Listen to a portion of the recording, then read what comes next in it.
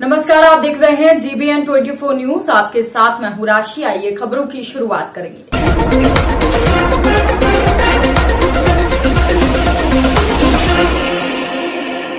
UP के बदायूं में एक कोल्ड स्टोर से अमोनिया गैस रिसाव से कोल्ड स्टोर में मौजूद कर्मचारियों समेत दर्जनों लोग बेहोश होकर गिर गए, जिससे अफरा तफरी मच गई और लोगों के चीखने चिल्लाने की आवाजें सुनाई दी। आपको बता दें चलें कि ये राह चलते लोगों की तबीयत बिगड़ गई। बदायूं और संभल जिलों की पुलिस ने एहतियात के तौर पर मुरादाबाद और फर्रुखाबाद मार्ग पर आवागमन बंद कर दिया है। लोगों में दहशत बनी हुई है। थाना फैजगंज बहटा क्षेत्र के ओरछी चौराहा स्थित परमानंद गांव में आज ओम कोल्ड स्टोर में अचानक अमोनिया गैस का रिसाव होने लगा, जिससे कोल्ड स्टोर में मौजूद वर्कर बेहोश होकर गिर पड़े। उनकी हालत बिगड़नी शुरू हो गई। वहीं राहगीरों को सांस लेने में दिक्कत होने लगी, वो भी गश खाकर गिरते हुए दिखे। जब कुछ ही देर में यातायात भी बाधित हो गया, वाहनों की लंबी कतारें लगाई। घटना की सूचना मिलते ही बदायूं और संभल जिलों की पुलिस ने मुरादाबाद व फर्रुखाबाद मार्ग को बंद कर दिया। बहरहाल आसपास के लोगों में दहशत बनी हुई है। बदायूं की बिसौली तहसील क्षेत्र के नूरपुर गांव में ग्रामीणों ने एक दबंग पर रास्ता बंद कर ग्राम समाज की जगह पर अवैध कब्जा करने का आरोप लगाया है। ग्रामीणों ने बताया कि आला अधिकारियों को सूचना देने के बाद भी दबंग पर कार्यवाही नहीं हुई। उत्तर प्रदेश सरकार ने भले ही एंटी भूमाफिया का गठन कर दिया हो, लेकिन अवैध कब्जे के मामले थमने का नाम नहीं ले रहे।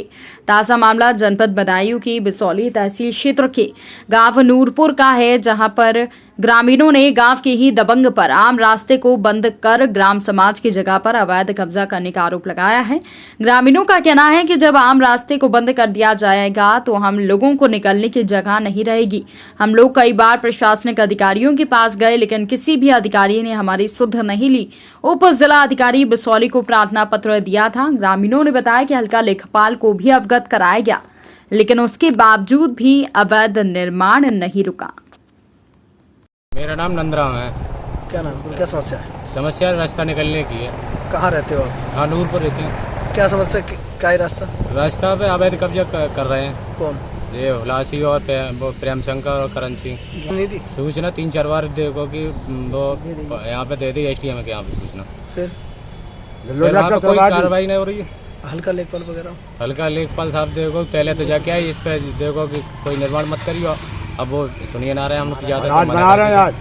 तो आपने फोन वगैरह या फिर जाके सूचना नहीं दी उनके पास? हाँ, लेखपाल से कई साहब जा कहते कि हमने कोई बात ना कही है, ना हमने सूचना कि हमारे बारे में कोई मत ना कि ना हमने देखो थाने में दी सूचना ना कहोगे नहीं। वो रोको अपनी नूरपुर बॉर्डर की जगह है ये, नागपुर नूरपुर की। हरदोई के सुभाष चंद्र बोस शैक्षणिक समूह के तत्वाधान में हरदोई जिले के सभी वर्गों में छिपी प्रतिभाओं को सार्थक मंच देते हुए पाठशाला द ग्लोबल स्कूल स्थित कहली 13वां गौसगंज हरदोई में मेधावी छात्रों को खोजकर उन्हें मुफ्त शिक्षा देने के उद्देश्य से शार्प 10 नाम की योजना का शुभारंभ किया गया। इस योजना के अंतर्गत नर्सरी से कक्षा 3 तक के नौनिहालों में प्रतिभा खोजकर शार्प 10 के तहत निःशुल्क शिक्षा प्रदान करने की मुहिम संस्था के अध्यक्ष डॉक्टर अवनीश कुमार सिंह ने जिला हरदोई में पड़े हरदोई बड़े हरदोई के उद्देश्य से शुरू की है। शिक्षा ही मानव का सबसे अनमोल गुण है।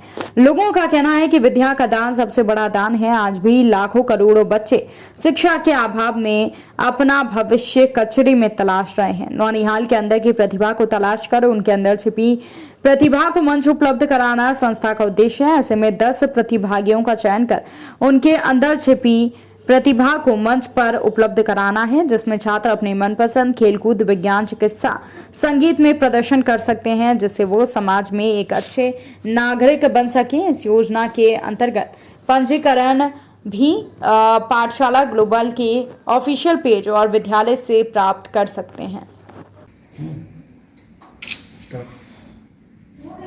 आपके द्वारा एक प्लान किया गया है मेधावी बच्चों को निखारने के लिए, तो क्या कहना चाहते हैं, क्या उद्देश्य लेके आप आए हैं? देखिए, सरला सिंह लाल सिंह प्रतिभा सृजन योजना के अंतर्गत हम लोग बहुत सारी एक्टिविटीज़ करते रहते हैं यहाँ पे, जिससे मेधावी बच्चों का विकास हो सके। हरदोई जनपद के पढ़े हरदोई बढ़े हरदोई के तहत हम लोग शार्प 10 लेके आए हैं, जिसमें हम 10 बच्चों को सेलेक्ट करेंगे।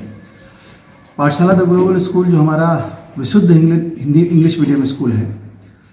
इस स्कूल में बच्चों का सर्वांगीण विकास किया जाता है और बच्चों को नई एजुकेशन पॉलिसी के हिसाब से हम लोग तैयार कर रहे हैं। उसके लिए हमने यहाँ पे शूटिंग रेंज भी बनाने जा रहे हैं। हम लोग यहाँ पे साइंस के लिए वैज्ञानिक बन सके बच्चे, ऐसी बड़ी लैब भी बनाने जा रहे हैं। इस सब के साथ साथ कुछ बच्चे ऐसे होते हैं जो अभाव के कारण नहीं पढ़ पाते हैं। उन बच्चों की जिम्मेदारी पाठशाला प्रबंधन लेने के लिए जा रहा है, जिसका नाम हमने शार्प ट्रेन दिया है। इन 10 बच्चों को हम लोग, जैसा पाठशाला शुरू से नर्सरी से लेकर केवल 3rd क्लास तक एडमिशन करता है, nursery, KG, 1st, 2nd, 3rd, 5 लड़के और 5 लड़कियां हरदोई जनपद के निवासी हैं। उनको हम लोग लेने जा रहे हैं और एज बाउंडेशन है उसमें।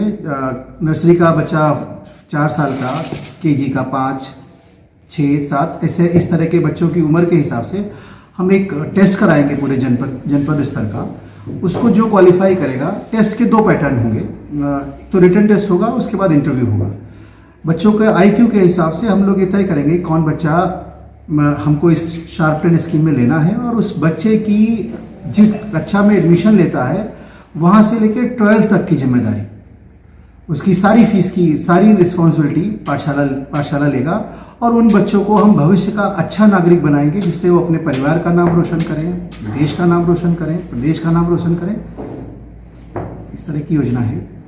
शाहजहांपुर में होली पर निकलने वाले लाट साहब के जुलूस की चर्चा दूर दूर तक हमेशा होती रहती है। इस जुलूस का पिछले साल शाहजहांपुर के नवादा दरोबस्त थाने पर मुख्यमंत्री योगी आदित्यनाथ ने भी अपने भाषण में उल्लेख किया था। शाहजहांपुर के लाट साहब के जुलूस की शुरुआत अंग्रेजों के शासनकाल से हुई थी। तब गधे पर लाट साहब को बैठाकर रंग खेलते हुए शहर में घुमाया जाता था। उन्हें हाथी पर बैठाकर घुमाया जाने लगा।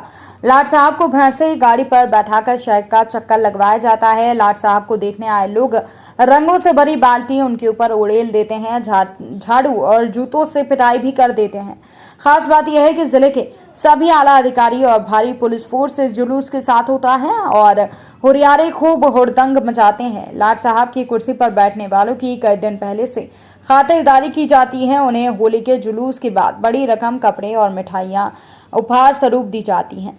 शाहजहांपुर का लाट साहब का जुलूस बेहद संवेदनशील माना जाता है। इस कारण धार्मिक स्थलों को तिरपालों से ढक दिया जाता है, गलियों में बैरिकेडिंग कर दी जाती है, बड़ी संख्या में पुलिस फोर्स को बुलाया जाता है, तब कहीं जाकर शांतिपूर्वक तरीके से ये संपन्न होता है। शाहजहांपुर में लाट साहब के जुलूस की शुरुआत ब्रिटिश काल से हुई, ऐसा जानकारों का कहना है। वो बताते हैं कि शहर के नवाब के खिलाफ विद्रोह की साजिश रची गई थी। तब नवाब को कुछ समय के लिए शाहजहांपुर छोड़ना पड़ा था। जब सब कुछ ठीक हुआ तो वह वापस आए। इसके बाद नवाब साहब बैलगाड़ियों में पकवान, मिठाइयां लेकर शहर में निकले थे और सभी मिठाइयां बनी थी। बाद में गधे में लाट साहब बनाकर एक व्यक्ति को बैठाकर पूरे शहर में जुलूस की शक्ल में घुमाया जाने लगा। लाट साहब को गधे पर बैठाने के पीछे नवाब समर्थकों का अपने गुस्से को इजहार करना बताया जाता है, क्योंकि नवाब के खिलाफ विद्रोह हुआ था, इसलिए गुस्से का इजहार करने के लिए लाट साहब को जुलूस से निकाला जाता है। शाहजहांपुर के चौक स्थित फूलमती मंदिर से लाट साहब का जुलूस का शुभारंभ होता है। बैलगाड़ी पर लाट साहब को बैठाकर चौक कोतवाली ले जाया जाता है, जहां पर कोतवाली के कोतवाल साहब लाट साहब को सलामी और उपहार देते हैं। मऊ में हलधरपुर थाना क्षेत्र के गुलौरी धर्मागतपुर गांधी आश्रम के पास 2 बसों की आमने सामने टक्कर हो गई। टक्कर इतनी तेज थी कि बस के अगले हिस्से के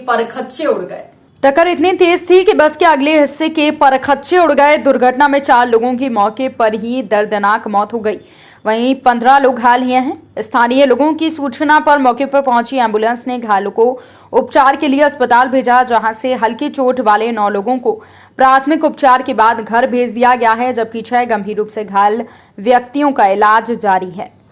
ये हलधरपुर थाना क्षेत्र में रतनपुरा के पास में 2 बसों की आपस में एक्सीडेंट हुआ था और उस एक्सीडेंट में लगभग 12 से 15 लोग घायल हुए थे और 4 लोग हैं जो रेफ़र किए गए थे। उसमें से 3 वहाँ मौके पर मृत्यु हुई थी, 1 की और मृत्यु हुई थी वहाँ रतनपुरा CHC में उनकी मृत्यु हुई। और इस संबंध में मैं घटनास्थल पे भी गया था, वहाँ देखा हूँ और यहाँ जिला अस्पताल में आया हूँ। वहाँ पर रतनपुरा CHC में CMO भी पहुँचे हैं। CMS यहाँ पे जिला अस्पताल में जो घायल है उनको देख रहे हैं और रतनपुरा CHC पे सीएमओ स्वयं पहुंचे हैं, वो वहाँ के घायलों को देख रहे हैं। उनका जल्द से जल्द इलाज किया जा रहा है। 4 लोगों की इसमें मृत्यु की पुष्टि हुई है। बाकी जो घायल है उनको राहत कार्य और जो मेडिकल सुविधाएं हैं उनको समय पर पहुँचाया जाएगा। कौन लोग हैं? सिपाही भी हैं क्या सर? जो मृत्यु हुआ है 4 लोगों का, उनमें से एक व्यक्ति है, एक लड़का है जो सिपाही है अम्बेडकर नगर का, उसके नाम पता चला है। वहाँ संबंधित जनपद से उसके घर का पता आदि चीज़ें पता कराई जा रही है। अन्य 3 लोग जो जिनकी मृत्यु हुई है उनके बारे में पता कराया। कितने घायल हैं सर? घायल लगभग 12 से 13 लोग हैं जो घायल हैं। यहाँ पर कुछ लोग जो है रतनपुरा सीएचसी पे, यहाँ पर सीएमएस देख रहे हैं और रतनपुरा सीएचसी पे सीएमओ मुझे मिले थे, वो वहाँ पे। सर वो ड्यूटी पे जा रहे थे क्या सर?